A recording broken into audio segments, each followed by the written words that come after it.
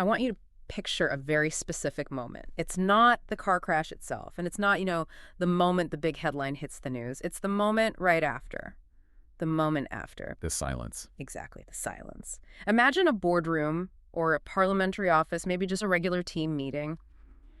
Something has gone wrong, really wrong. And there's this tense, heavy pause where everyone is looking around, not at the problem, but at each other. You can almost feel the gears turning. Because they're waiting for the narrative to settle. And that's a terrifying moment because the stakes are suddenly incredibly high. And the question hanging in that air, it's usually not, how do we fix the broken system that allowed this? Or even, how do we make sure this never happens again? No.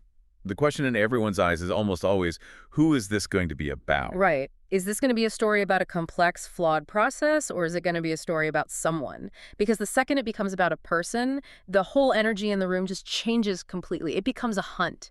It does. And that pivot from what happened to who did it, that is the exact mechanism we're unpacking today. We're doing a deep dive into this really compelling piece of writing called Architectures of Accountability. It's a bit of a mouthful, that title, but the ideas inside are, they're absolutely vital for anyone who works with other human beings. They really are. The text explores why our current systems, especially in high-stakes places like, politics or even big corporations, are just so obsessed with finding a villain. And the provocative argument here is that this obsession with finding a bad guy, it doesn't just fail to fix the problem. It actually guarantees the failure will happen again. Which is a pretty terrifying thought. We like to think that pinning the blame is the first step. You find the culprit, you remove them, problem solved, it feels clean. That's the intuitive leap, yeah. But the source argues that blame isn't a tool for fixing things. It's a trap, and it's an incredibly seductive one. Okay, so let's start there. The seduction of blame. Why do we fall for it? Why does it feel so satisfying to point the finger? Well, just think about the alternative. Yeah. The reality of a major failure, whether it's a policy that collapsed or a product launch that just completely failed, it's almost always messy. It's very rarely one person pushing a big red self-destruct button. Usually the boring stuff, right? Incredibly boring stuff. Yeah. It's a long, tangled chain of trade-offs.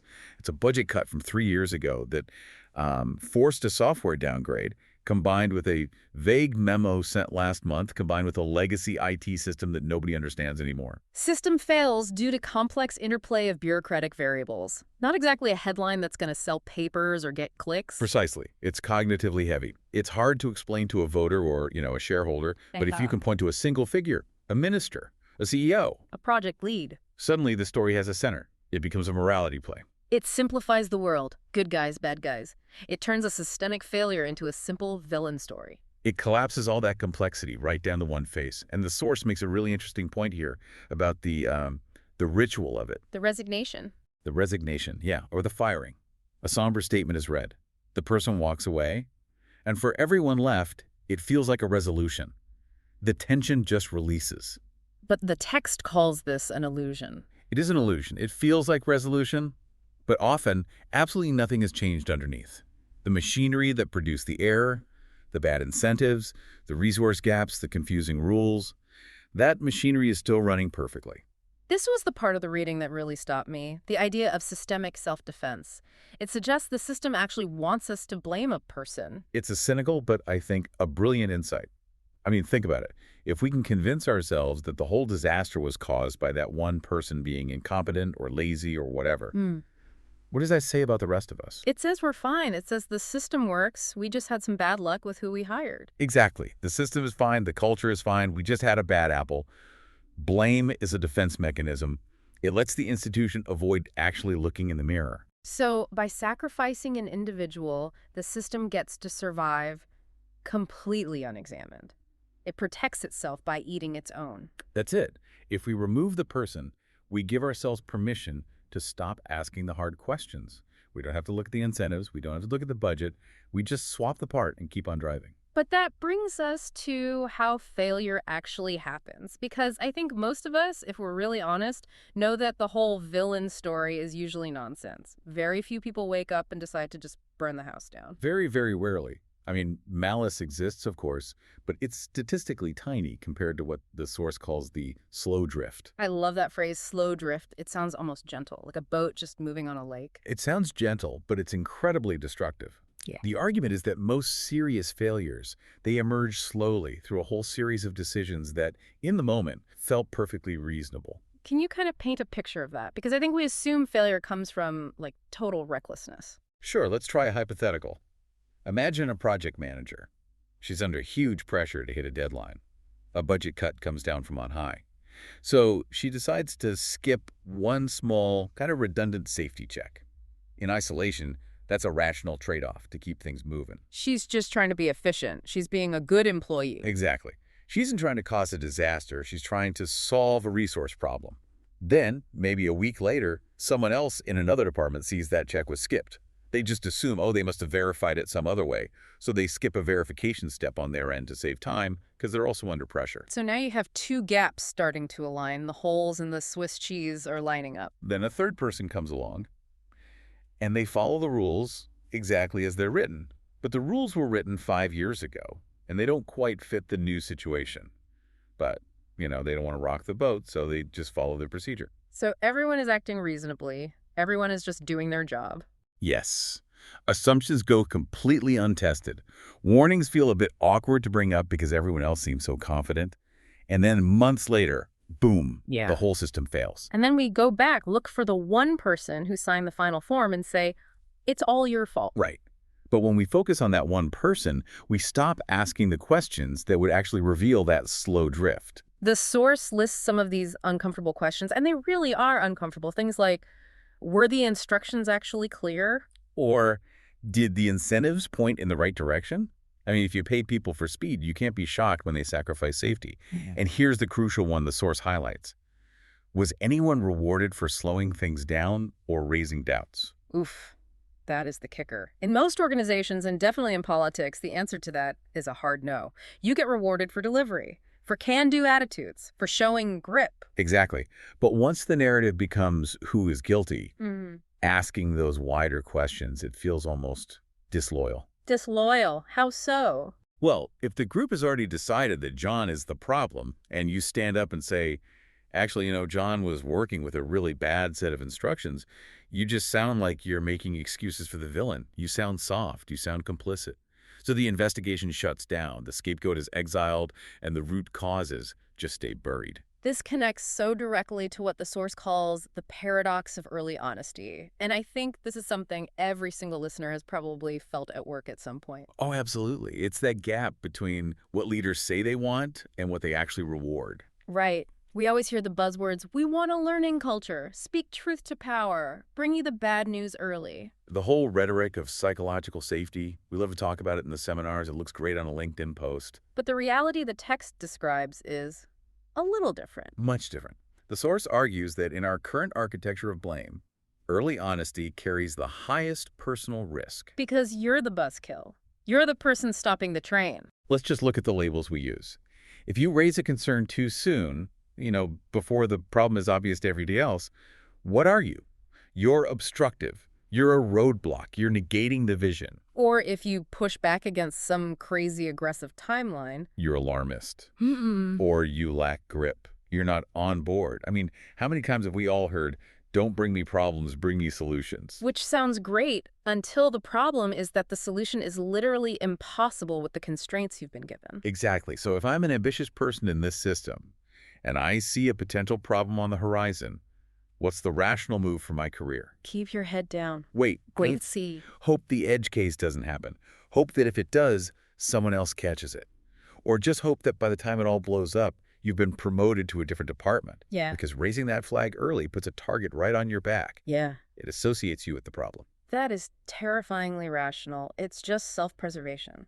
It is. And the tragedy is, by the time the problem is so undeniable that you can't be ignored, the cost of fixing it has just skyrocketed. Right. Fixing a typo in a blueprint costs $5. Fixing it once the concrete is poured costs $5 million. That's it. The window for an easy fix is gone. We effectively punished the one behavior that could have saved us. So we've built a system that punishes honesty and rewards silence. And then when things inevitably break, we fire whoever is left holding the bag. Which brings us to this concept of repair versus reset. This is a distinction in the source that I found really, really profound. It's about how institutions react when the crash finally happens. Yeah, let's unpack this, because usually when a scandal hits, we see a reset. A reset is clean, it's visible, it's theatrical, new roles are created, departments get renamed, org charts get shuffled around. The language shifts just enough to signal we get it now. It looks like action. It looks like decisive leadership. We're launching a new strategic initiative. It looks responsive. But the source calls it movement without interruption. It doesn't actually break the pattern of behavior. It just rearranges the deck chairs. It creates this burst of energy that looks like change, but the underlying logic stays exactly the same. And repair is different. Repair is messy. Repair is slow. Repair does not make for a good press release. How does the source define it? Repair means staying with the consequences. It implies that the system didn't just allow the failure, but it helped shape it. That's collective responsibility, and that is deeply uncomfortable. It's the difference between, say, buying a new car because the old one has a flat tire versus actually getting out the jack, kneeling in the mud, and fixing the flat on the side of the road in the pouring rain. That is a perfect analogy. A reset is buying the new car. It feels great. New smell. Problem's gone. Repair is getting dirty to understand why the tire went flat in the first place so it doesn't happen again next week. And the source asks a really radical question here about repair. It asks, what if fixing the problem was part of the consequence? Meaning, you don't just get to resign and walk away. Right, because resigning is actually the easy way out, isn't it? You just leave the mess for someone else to clean up. Precisely. And the source challenges us. What if being involved in a failure didn't automatically disqualify you from the repair? What if we actually said, you broke this, you know how it works, you understand the flaw better than anyone, now you need to help us rebuild it? That feels almost, it feels taboo in our culture. If you mess up, you have to go. You have to be held accountable, which has come to mean exiled. But accountability via exile means we lose all the learning. We lose the specific knowledge of why it broke. We literally throw away the data with the failure. There's another angle here on why we wait until things break. The source mentions that sometimes failure is the only thing that actually creates traction. Oh, this is the inertia problem. Yeah. Think about any large organization. How many times have you seen a system where everyone knows there's a problem? The concerns are noted, risks are logged. Kept under review. That is the classic phrase. It basically means we see it and we're going to ignore it. Right. But as long as the system is technically holding together, even if it's with duct tape and prayers, momentum never arrives. You can't get the budget to fix it. You can't get leadership's attention. Because it works. It works enough, but failure clarifies things. The source notes that failure creates traction in a way that foresight almost never does. Suddenly, impossible decisions are on the table. Suddenly, the checkbook opens. So, paradoxically, we almost need the crash to finally get the upgrade. In the current system, yes, because we ignore all the warnings. But the source proposes an alternative, survivable failure. Survivable failure, that sounds like a contradiction. We want zero failure, right? We want perfection. Do we, though? A healthy system doesn't insist on uninterrupted success, because that just leads to people hiding problems until they're catastrophic. A healthy system tolerates early small failures. It lets the pressure valve release while the problem is still totally fixable. So, letting a small pilot program crash and burn is actually better than pretending it's working until the huge nationwide rollout collapses. Precisely.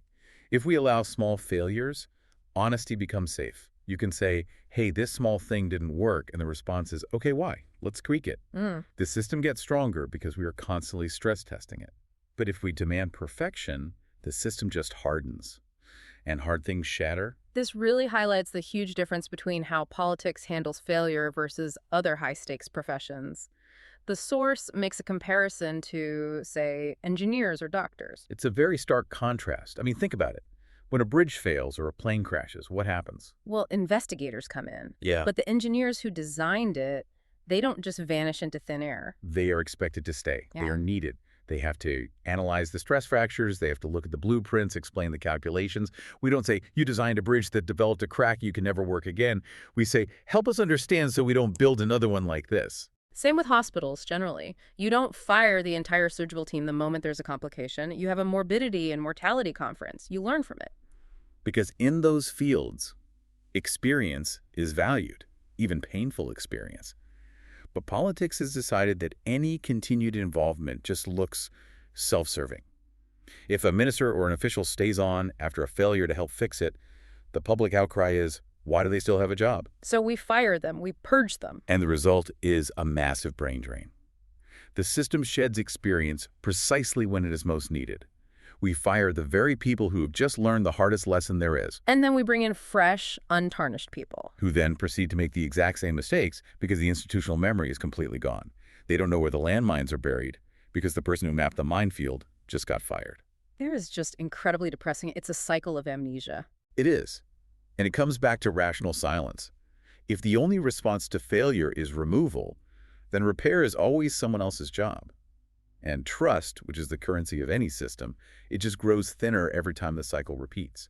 So let's try and bring this all together. What does this really mean for us, for the listeners? We've talked about the trap of blame, the paradox of honesty, the need for repair, but we also have to be realistic. Right. The core argument here isn't that we should stop holding people accountable. We're not saying let everyone off the hook. No, absolutely not. Malice, corruption, gross negligence, those are different things entirely. Correct. If someone steals money or intentionally harms people, that is not a learning opportunity. That's a crime. That's a different category. But we need to distinguish between that and structural failure. We need a different shape of accountability, one that can tell the difference between malice and misdesign, between a bad person and a bad process. It feels like we need to move from an architecture of blame to an architecture of learning. Yes, because if we want our institutions, whether that's parliament or your company or your family, to actually deal with long-term problems, they have to be able to acknowledge short-term mistakes without this fear of execution. We have to make it safe to say, I messed up, or this isn't working, long before the bridge collapses. Exactly. We need to reward the person who spots the crack in the foundation, not call them a pessimist. There is a question at the very end of the source material that I think is the perfect thing to leave our listeners with today. It's a heavy one, and I've been thinking about it all week. It really just sums up the whole argument. The question is, if our system punishes people most harshly for admitting mistakes, what kind of behavior are we quietly selecting for? Think about that, because evolution applies to organizations too. Are we selecting for competence, or are we selecting for the ability to hide things? And are we selecting for leaders who are good at leading, or just leaders who are good at surviving? Because if survival requires silence, we are in deep trouble. That is definitely something to chew on while you're at work tomorrow. Just look around your next meeting and ask yourself, is it safe to tell the truth in here? A vital question. As always, thank you for diving deep with us. It's been a pleasure. We'll see you next time.